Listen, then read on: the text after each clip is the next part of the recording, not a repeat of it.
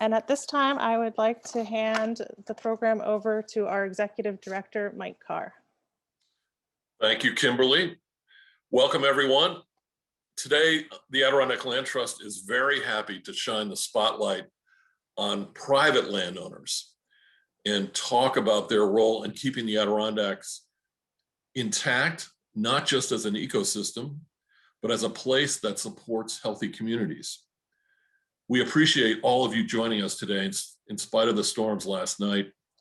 We have nearly 90 people registered. I'm not sure everyone will make it in. With me today from the Adirondack Land Trust is John Davis. John works on private and public land conservation across the park and beyond.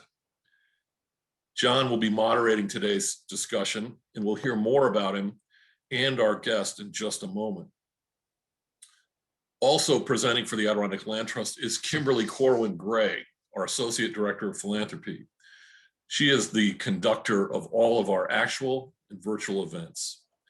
As she said, if you have technical difficulties, please type in the chat at the bottom of your screen and hit enter, and Kimberly will do her best to assist you.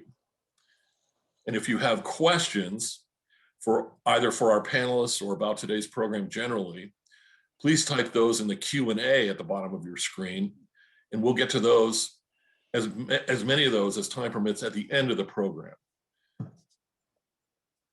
As many of you know, the Adirondack Land Trust is a nonprofit serving all of the Adirondack Park and some lands outside the blue line. Those lands are in three areas: in the northern Champlain Valley, from the blue line to the Canadian border, and then in the southeastern Champlain Valley to the Green Mountains of Vermont, in the southwestern corner of the park, across the Black River Valley towards the Tug Hill. Since the Land Trust was founded in 1984, supporters and partners have helped us conserve nearly 27,000 acres of forests, farmlands, waters, and wild places that advance the quality of life in our communities and the ecological integrity of the Adirondack Park. Another part of our work is caring for lands and waters. We do that through stewardship management of 1,200 acres currently in our ownership, and also in partnership with 79 landowners. We care for 16,000 acres under conservation easement. Both of these pillars of our work depend on private landowners.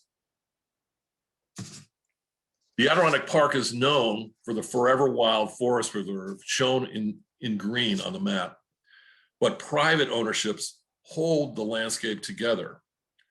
Working farms and forests provide interconnected landscapes that allow nature and local communities to thrive. But landowner contributions to conservation are often overlooked. We're here today to listen as landowners who have conserved their lands talk about the motivations, challenges, and benefits of protecting their own properties.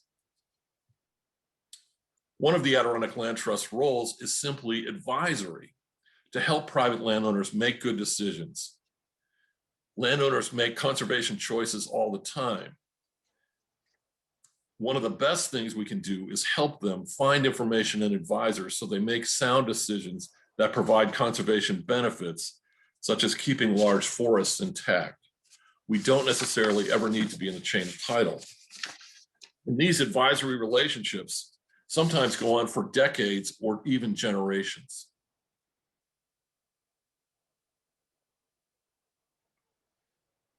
John Davis is a great example of someone who has built long-term relationships with landowners. John has worked with the Adirondack Land Trust as one of our contractors seasonally for more than 10 years. He's established deep, trusting relationships with many landowners across the park, and he helps them care for their lands that are under conservation easement. But that's really just a small part of his conservation resume. John is co-founder of the Wildlands Network, which has helped move habitat connectivity to the top of conservation agendas around the world. He serves on the boards of the Algonquin to Adirondack Conservation Collaborative, Restore the North Woods, Champlain Area Trails, and several other organizations. John's self-powered Wild Ways Trek have been featured in many media markets. He is editor of Rewilding Earth. It's my pleasure to turn the program over to John Davis. Thank you very much, Mike, and thank you everybody at Adirondack Land Trust. I'm very privileged to have chances to work with you every year and very grateful for this opportunity to speak with some of your members and some of the landowners you work with. Before introducing our panelists, I'd like to just offer a wider perspective for a moment, if I may. When I'm not here in Adirondack Park helping steward lands with Adirondack Land Trust and others, I often wander farther afield, including taking some regional and continental wildways treks here and there. And I often follow biologists in the field. In fact, I do that here in the park whenever I can and farther afield also. And among the many things I've learned on these journeys are that public lands conservation is absolutely essential to addressing the extinction crisis and the related climate crisis. But equally important is private lands conservation. And in fact, at the end of my longest trek through the proposed Eastern Wildway, I realized it would be impossible to complete an Eastern Wildway without giving landowners stronger incentives for good wildlife-friendly land stewardship. And I applaud all the land trusts across the country, and especially Adirondack Land Trust, for working with landowners to encourage private lands conservation. It's the only way we can achieve the goals that we have to achieve if we're to stem the extinction crisis. Scientists agree we need to protect at least half of Earth's lands and waters in a wild and natural state. We can't do that with just public lands. We have to include private lands. We have to reward private landowners for good stewardship. So thank you all here who are owning and conserving land. You are heroes in conservation. Keep up your good work. I'm going to introduce the panelists now, and in doing so, before actually introducing the panelists, I just want to mention 3 basic questions that we have urged these panelists to consider as they tell you about their conservation efforts. 1, what motivated you to conserve the land, and how has the experience of working with Adirondack Land Trust been for you? How do you see this land fitting into the larger Adirondack Park? And do you have any advice for other conservation-minded landowners? And I want to note that we will be looking at 3 different types of conservation, 3 different conservation tools, you might say. First, Emily Bateson will describe what is essentially a forever wild conservation easement at Zack Lake in the central Adirondacks. Next, Mary Brassel-Zack and Richard Zack. And by the way, the Zack family is not connected with the Zack Lake that Emily Bateson will be describing. So don't get the Zacks confused. Mary and Richard Zack will be describing helping take a piece of family land, convey it to the Adirondack Land Trust for later conveyance to the state to be added to the forest preserve and open to the public. And then finally, Peter Palmiato will tell us about a managed timberland or working forest easement in the central Adirondacks. So with that little bit of background, we're going to start with Emily Bateson here. And Emily M. Bateson is on the board of the Tahowas Club, a small Adirondack club in Newcomb that embraces community, conservation, and recreation. Emily has worked for 40 years in environmental advocacy and land conservation, recently retiring as director of the Network for Landscape Conservation, a North American leader in advancing collaborative conservation at a landscape scale. She has held other leadership positions, among them coordinator of the New England Wildlands and Woodlands Initiative and founder and first director of 2 Countries, 1 Forest in the Northern Appalachian Acadian region of the US and Canada. Some of you may know that initiative is being combined now with the Staying Connected initiative. Emily has spoken and written widely about landscape scale conservation. Here in the Adirondacks, she helps manage 628 acres under conservation easement in the town of Newcomb, and we're about to hear about that. And I would add, Emily is a fiercely competitive ping pong player.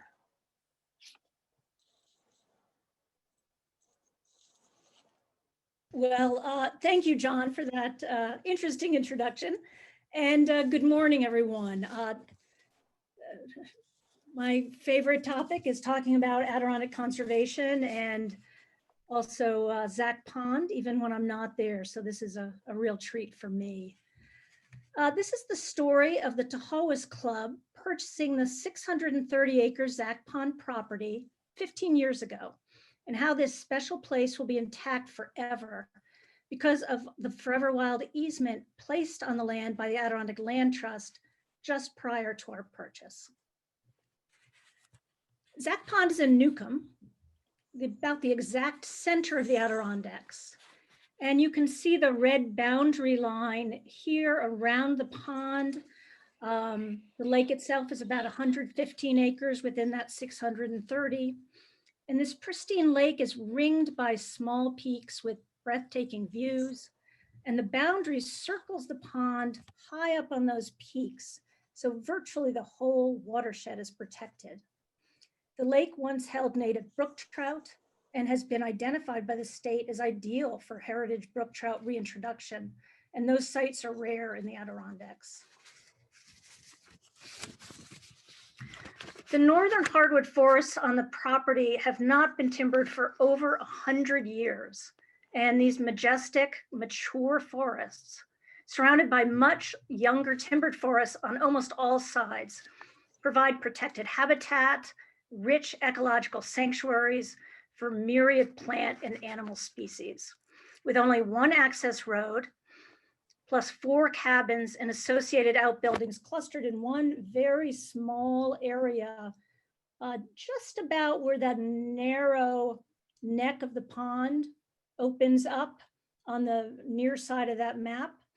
You can't see any cabins there. You might be able to see a little rustle in the trees, which is the access road. But the human disturbance on this special landscape is very slight. The property also plays a role in conservation and habitat connectivity across the broader area, as you can see here. Former Finch Prine lands, now owned by another timber investment firm with an easement placed on it by the Adirondack Land Trust, is in the dark beige on the left. We have Adirondack Parklands on the right. You can see it stretches up towards the Hudson River and the Newcomb Lakes with some more private land. Goodnoe Mountain isn't showing up on this map as protected, but it's quite protected by SUNY as a research site. So you can see, as Mike described, the role of private lands in knitting together this habitat connectivity, which is absolutely essential for species both generally and in the time of escalating climate change. So the seeds of permanent protection at Zach were planted many decades ago when the Allen family snowshoed in 1917, fell in love with Zach, and purchased the property for seasonal family use. This photo is not from 1917, but this is one of the 4 cabins still remaining on the property that they built after they took up residence there. Fast forwarding to the 1980s, the last owners, 2 Allen sisters, felt so strongly about preserving the property and developed such a good relationship with the Nature Conservancy and the Adirondack Land Trust that they decided to leave their half shares to the Conservancy in their wills, as long as the property would be protected. This decision came from the heart, as almost next door is Goodnoe Flow, habitat deeply fragmented by roads and houses circling the lake. The Allens chose conservation.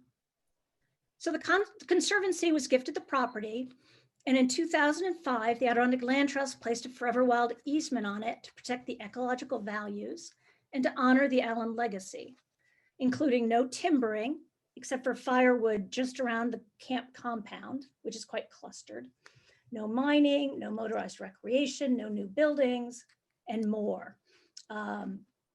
It really emphasizes ecological values, and the Tahowas Club members couldn't be more pleased. They then put it on the market for a committed conservation buyer. So at the same time, the Tahowas Club on the other side of Newcomb was also on the move. Our club has about 125 individual adult members many within large, extended families that have been coming to the club for hunting, fishing, hiking, skiing, etc., since the turn of the last century. And like all of you, we share a love of the Adirondack wilds and exploring it together, whether it's with second and third cousins or our newer members. Our property has about 17 camps and a central clubhouse with simple meals and rooms, but we're not located directly on water. We lease adjacent lands with 2 beautiful lakes, but the timber investment company could pull our lease and or sell those lands at any time. This arrangement felt increasingly fragile. So when Zach came on the market, it offered the club security and natural beauty and tranquility. It offered our members a place to further build community around living respectfully in and around nature. A place where our children and grandchildren could also learn from the quiet of older mossy forests and from the trill of loons across the lake. Experiences increasingly difficult to find in today's busy, noisy world. We're really no different than any large family, and we know squabbling could happen in the future about land management, but the conservation easement will be there forever, no matter what, protecting Zach Pond for both nature and the future generations of all members.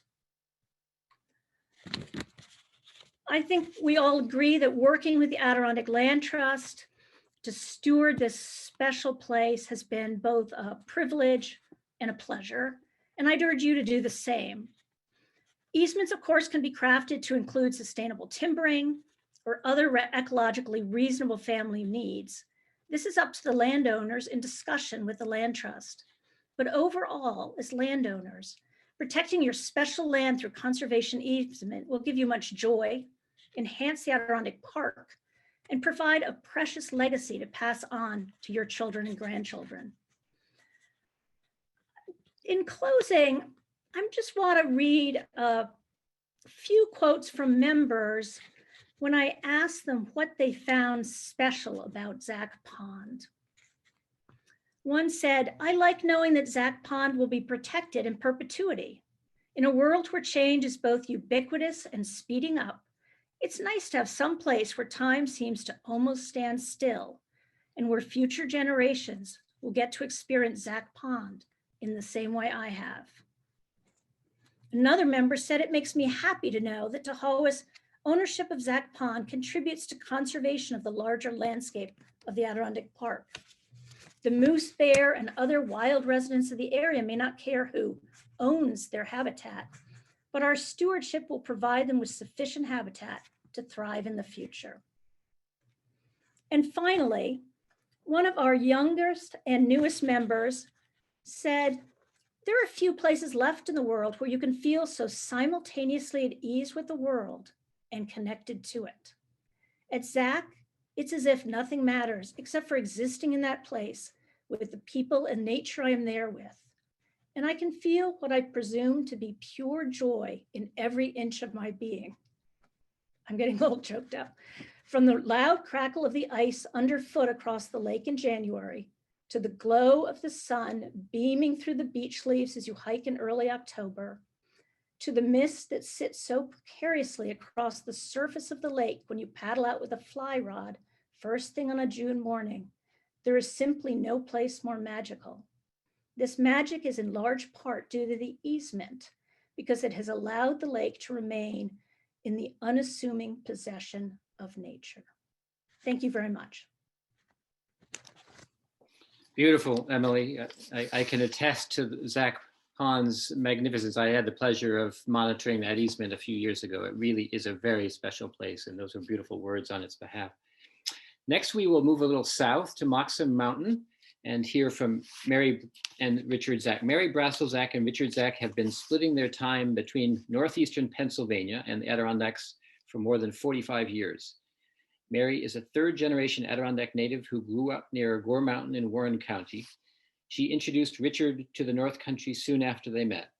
Both enjoy their butterfly garden, the loons and vistas of the high peaks at their home on Balfour Lake in County. They are advocates for land conservation in Adirondack Park, as are their 3 daughters. Megan, the youngest, is the land protection manager for the Adirondack Land Trust, thus affirming, I would add, that good parents do have good kids. Mary and Richard. Thank you, John. Especially that last part. Emily, it was a beautiful presentation and we learned a lot. The photos were so impressive, just beautiful. And your description just really drove home the importance of conservation. So we applaud you for all that you have done and will do to keep our habitat as close to natural as we can for everyone to enjoy. As John said, I grew up near Gorn Mountain in Warren County, the town of North Creek. And we traveled north on Route 28N often to visit family members north of Minerva and also to spend time at our family camp on Balfour Lake. And every time we went past Moxham Mountain, it just commanded my attention. It compelled me really to look at the cliffs, the rock face, the forest, and it was just something I always looked forward on these trips back and forth to enjoy. And I always made sure I was on that side of the car, able to look out the window, passing back and forth. It was an undisturbed natural habitat and just beautiful. I probably made 1,000 trips back and forth growing up. And it really wasn't until I was older that I learned that my family owned property on Moxham Mountain, what grew to be about 250 acres. That started when my parents bought property there in the 1950s and added to it. So I always admired it, but had no idea that I was connected with it and might in the future have some responsibility for it. And so that's really where the story of Moxham Mountain and the Adirondack Land Trust begins. Around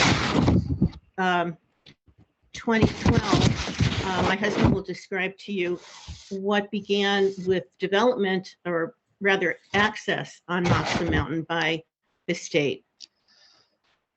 When my mother-in-law passed, Mary's mother, I was appointed executor of her estate, and her estate was comprised of considerable portions of land in the Minerva area. And the particular map that you're seeing now is the property that was owned by the family on Moxham Mountain. And it's comprised of 3 separate parcels. The 2 largest were original parcels, and the third, which is a triangle on the top of the map on the right-hand side, was farmland, abandoned farmland, which came on the market, and my wife and I purchased it along with Mary's brother and his spouse, just to help enhance and complete as much as possible that portion of Moxham Mountain. The mountain itself is named for the surveyor who did the survey in the late 1700s. In 2012, the state of New York had cut trails on the north face of Moxham Mountain off of 14th Road in Minerva. The trails were very popular. Unfortunately, there was very limited parking at the trailhead. When the estate was being managed by me, the property itself and many of the properties in the estate had either been sold or taken care of, but we had some large parcels, Moxham Mountain being one of them, which was not heavily used by the family. I personally have hiked it every year for the last 45 years, and you do have spectacular views, and you do have a little. I've hiked both from the north end off of 14th Road, the northern part of Moxie Mountain, and the land that the estate owned. And they're somewhat different. You have the commanding steep rock face on the south side, which is land we owned as the estate.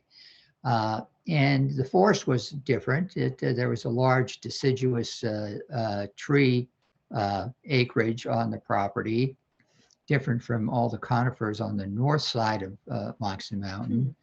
You had the abandoned farm. You had eskers from the glacial age. You had some other interesting caves on the rock face. So it was a completely different experience in terms of the north side of the mountain and the south side.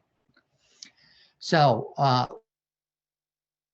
one of the unique things when you're executor, you have to manage that of all the beneficiaries. And this had become, the beneficiaries were all third generation. All the beneficiaries had children, which was our fourth generation, and children have their grandchildren. So we're talking about 5 generations.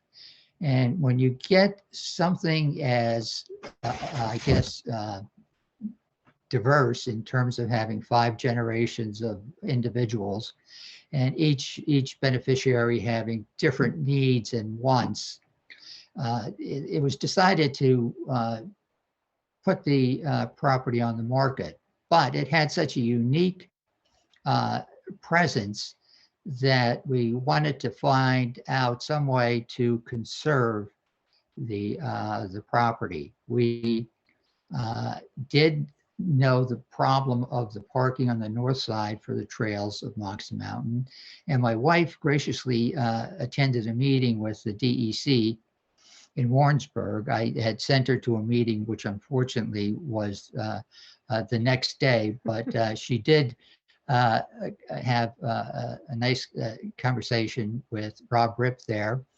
And Rob Rip discussed how they might have an interest and brought into our knowledge of the essentially the existence of the Adirondack Land Trust.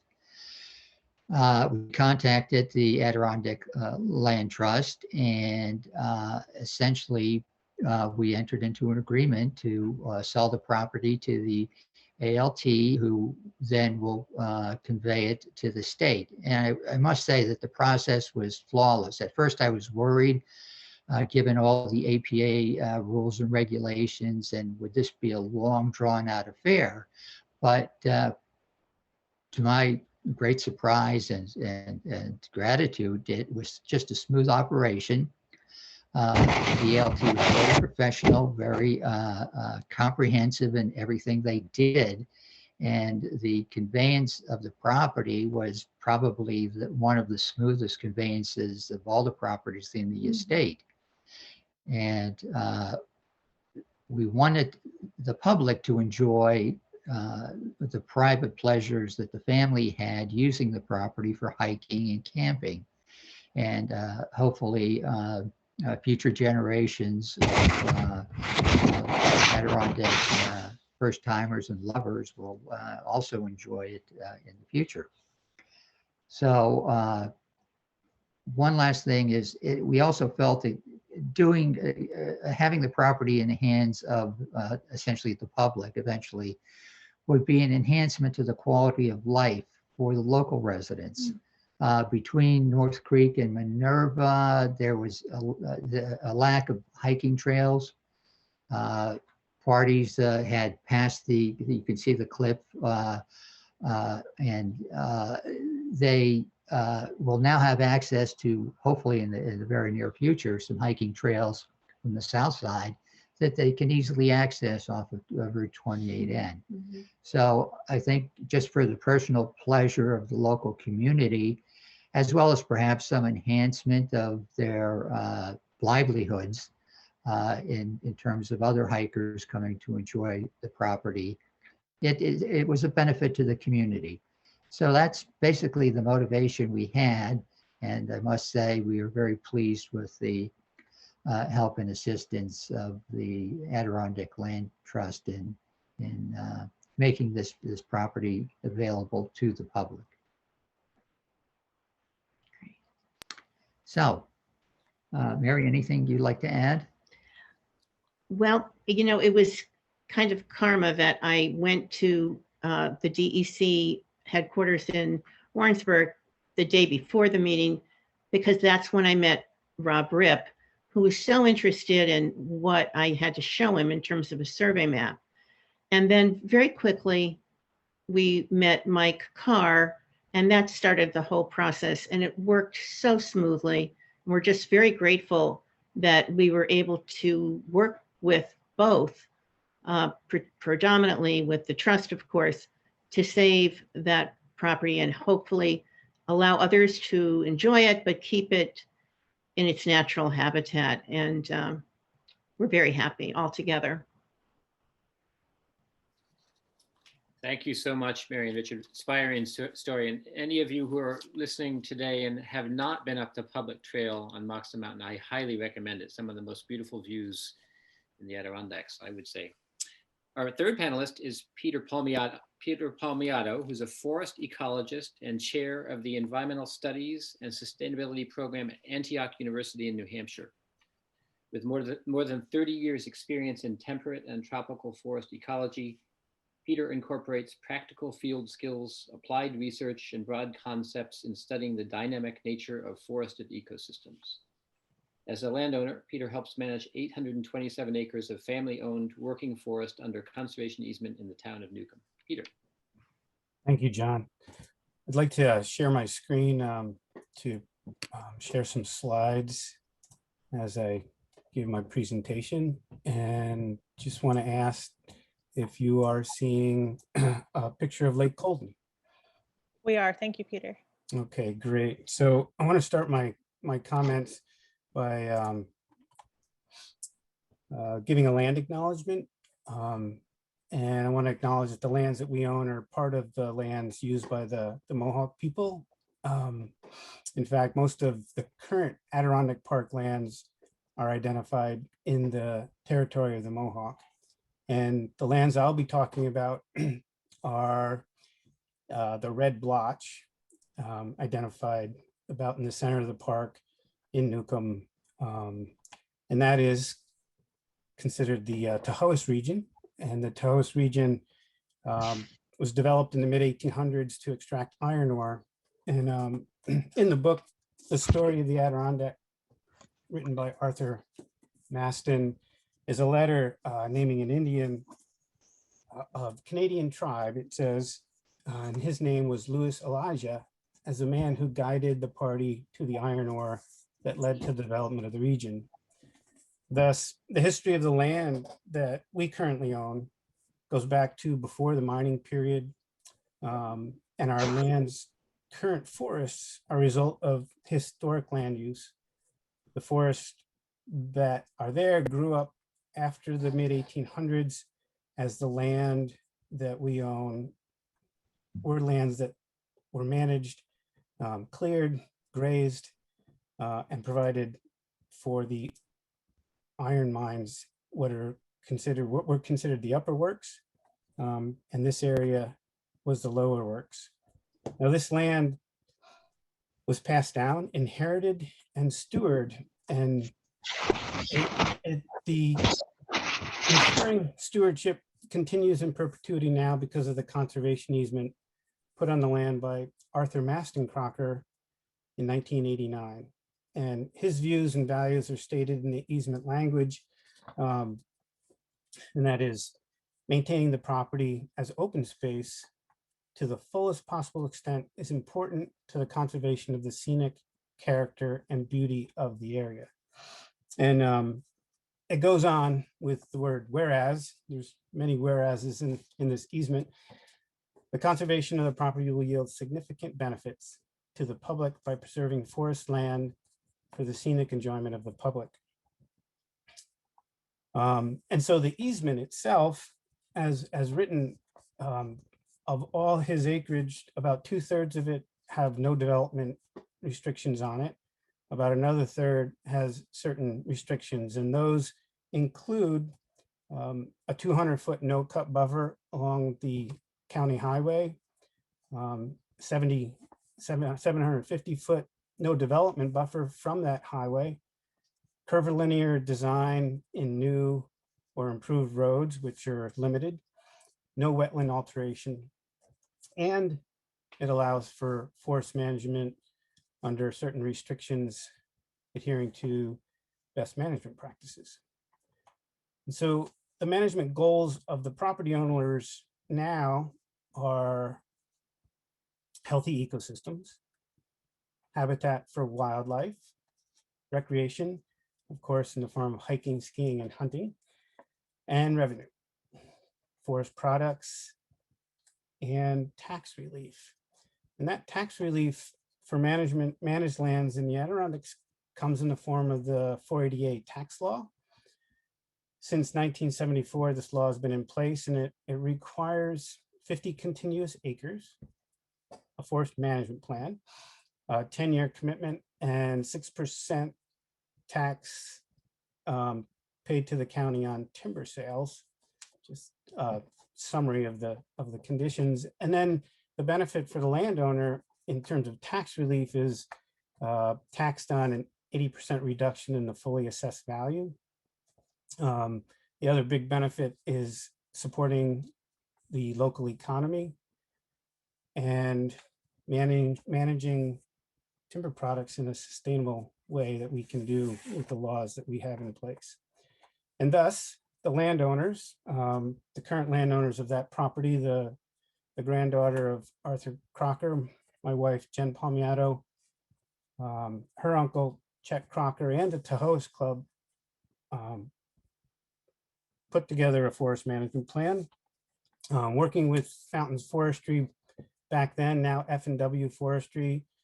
I worked with them to look at all this acreage as a whole, even though we had to have 3 different plans because of 3 different ownerships. The goal was to manage the land as a unit so that we could achieve what the landowners wanted. And so we do that through management, active management, with the main goal of creating a diversity of age classes and habitats. And this in particular is ideal for species diversity because of the maintained fields of the Tahoe's Club. And if you see the white splotches in the map there, those are maintained fields. With forest management, we can create a series of succession or early successional habitat, different age classes, and that rests in a matrix of mature and older growth forest because of the New York State lands around it. So maximizing diversity across the landscape will maximize diversity of habitats and wildlife. And finally, I'll close by saying that the value of forest working easement is the ability to own land and manage it affordably, and create opportunities for recreation, for family gatherings, as Emily mentioned. For me personally, to be able to share knowledge of the woods and wood skills, such as cabin building and basket weaving. And so a lot of value, and greatly appreciate the opportunity to have that and pass it down to future generations. And I'll close there and say thank you and pass it back to John. Thank you, Peter. Thank you very much. I've had the pleasure of monitoring that easement a couple of times too, and I can once again attest to the beauty of the area and the good stewardship on the land. We're going to open it up for questions now. And let's see, we have a number of excellent questions. I think I would suggest we start with the one about financial implications of conservation easements. What can be the gains for landowners of donating conservation easements. And I think any of the panelists would be well able to answer that. Maybe we start with you, Emily. I know you've worked on that some. I actually would prefer we start with Peter since we inherited our our easement, and I imagine that perhaps Arthur Crocker got some initial tax release at least at the federal level, in addition to the 480A benefits, Peter, that you laid out in your presentation. That's a great question, Emily, to point that out. I don't know what the initial financial gain was, but there is a reduction in local taxes for conservation easements, and certainly for 480A as I outlined. And yes, I imagine if you donate land and put an easement on it at that maybe federal level, there is a break. That is something that I don't have expertise to answer very well. Mike, do you want to add anything? You're, of course, an expert on this. Well, I don't know about expert, but yes, there are federal tax advantages for donors of conservation easements, both estate tax advantages and charitable income tax deductions based on the value of the easement, the reduction in value. So it does help people carry properties at lower values in their estates and pass them on to future generations. And it also can help donors of conservation easements with charitable gift advantages in their federal income taxes. I should say the local property tax in New York State anyway, the local property tax reduction is not a given. Some assessors in communities recognize easements as reducing value and some do not. And Peter's point about the 480A abatement program is an excellent one. That is really advantages landowners in holding working forest lands. One other thing to mention is New York's Conservation Easement Tax Credit, or CETC program, whereby landowners who have donated conservation easements do qualify, correct me if I'm wrong, Mike, but I think it's for a 25% rebate on their property taxes as taken out of state income taxes. Is that right, Mike? Right, that's it. So that can be a nice financial advantage for landowners who donate conservation easements. We have a question. We have a thank you to you, Peter, for making that land acknowledgement, and a related question. Are there any issues regarding tribal rights or broken treaties for this region of the country?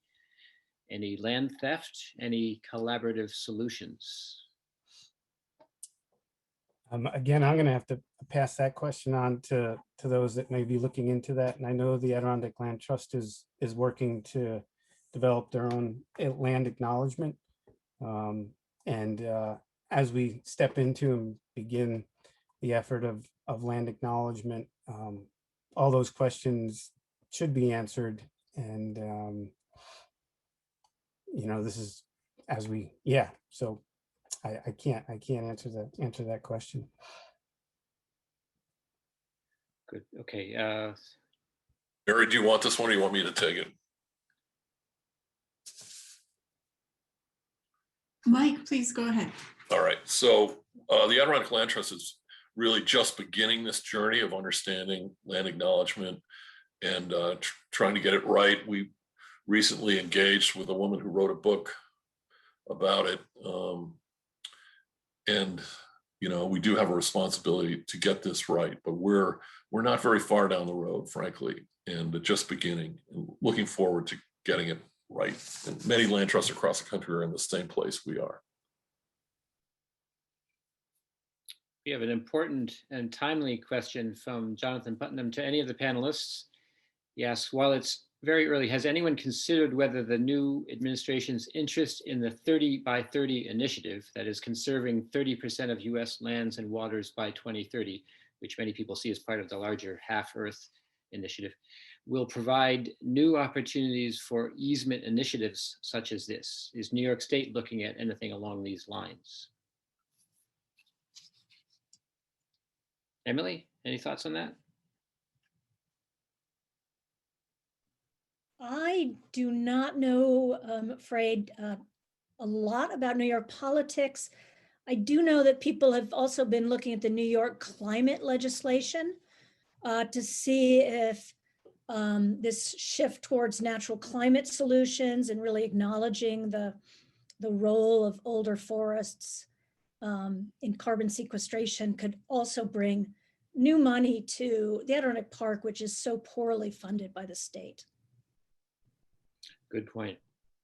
I believe Adirondack Council is working on this issue some, and I believe there is now legislation at the state level to get New York on record as supporting 30 by 30, but I don't know any of the specifics. California actually has passed a measure in support of 30-30, complementing the new administrations. What other questions have we? Mary, are you seeing any questions I should point to next? John, Well- are you able to see the questions in the chat? Let's see. I'll shoot one right to you. Send one to me if you would. There you go. Oh, I'm sorry. I'm so technologically challenged. I don't see it. What'd you read out, Mary? Sorry about this. No problem. I will read the next one and I'll put the rest of them into the Q&A. We've got a line of good questions, so if we don't get to them all today, we'll do our best to answer them offline after the program. The question next in the queue says, thanks for sharing your stories. Each of you has an expertise that helped guide you, conservation, legal, or forestry. What if you have no such expertise? Do you have advice for to help small landowners make good decisions to manage their own land on resources or anything like that? Well, I would certainly start by calling the Adirondack Land Trust. Yeah. I think they would help with easements and also, other resources that you might need. Yeah, I'll add too, the experts in land management really are your local professional forester. As a forester myself, I definitely advocate for contacting local foresters who are trained and understand the ecology of the forests. And there are many foresters out there that work with ecological principles in the forefront, and connecting with local foresters and asking those kind of critical questions will give you good advice. Peter makes a great point. They're a tremendous resource. And there are local land trusts that can help landowners really get to the resource professionals they need to make decisions, whether or not the land trust is ever involved in the chain of title. There is a new program as part of the Environmental Protection Fund where there are several $million set aside for small landowners that are interested in working forests, so managed forests like Peter's, conservation easements. And there's good information about that program through the Land Trust Alliance New York office. They have in their website, or the Adirondack Land Trust can help you, or your local land trust, depending on what part of the planet you live on. There are 1,400 land trusts in the country, but we'd be happy to help you get to the right people. A few years ago, a group called the New England Forestry Foundation did a New England survey and found that an alarming number of small forest landowners were cutting their 100 acres or so with no forest plan whatsoever. Someone would knock on their door and say, hey, I can make you a little money. So that's what not to do. There are resources out there and we will help you find them. Good points all. A question from Jill Weiss. From Jill. All the panelists talked about the family dimension of their decision making. I was wondering if the families felt or feel informed. Where do they get their information? Was there an education component? In New England, there is a movement to educate families facing estate decisions.